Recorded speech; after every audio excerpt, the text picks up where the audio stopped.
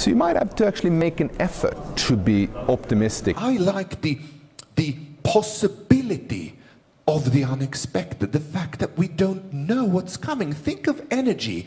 Think of all the investments and entrepreneurs going into new energy sources right now. There are other things that we've heard of: nuclear, water, sun, fuel cells. But there's also, up in the right-hand corner, something called piezo power. It's the power you get from pressure. The future is actually made in brains. That's the future factory. It's this idea now in the head of an entrepreneur, something being worked at in the laboratories in China or somewhere else. Went on a bit of an investment safari tour in California, and I came onto a company they called LS9, and they said, we here at LS9 have domesticated bacteria like it's a cat or a dog, and we've made the bacteria shit diesel. We feed them sugar, and out comes diesel. And I said, what the hell? When can I invest?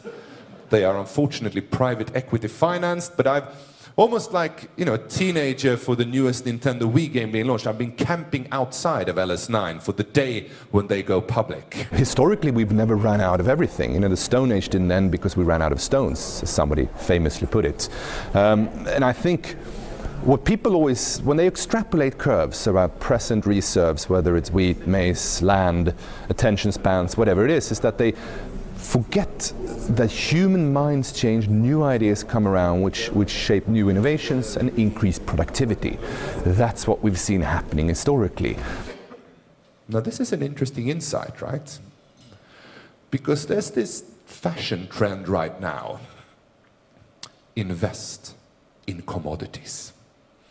There was a Swedish tabloid a few weeks back saying, Greta, 61 years old, made 2,000 euros from investing in commodities. And you know that when tabloid starts talking about good investment choices, .com commodities, it's time to get out.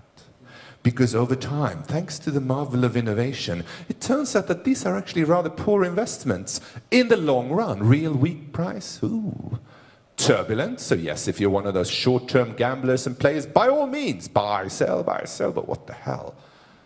Same thing if we look broader: mercury, copper, magnesium, nickel, platinum, tungsten, tin, zinc, and so on, for the past 200 years. So I'm sorry, Russia. Commodities is a fairly bad idea. It's better to mine people's heads for ideas than to drill things up from the ground. I'm sorry, Norway. Norway is funny. I was invited to lecture at the university there on the subject of ambition. And before I began, the host gave a bit of a disclaimer. They said, we in Norway don't like this word ambition. We think it sounds like somebody who works just a bit too hard, which is a bit strange. But then I realized, of course, well, if you can just call Stavanger and pump up some of the black stuff from the earth, why bother? Why have ambition? When it's Friday at 3 p.m., we go skiing, and so on.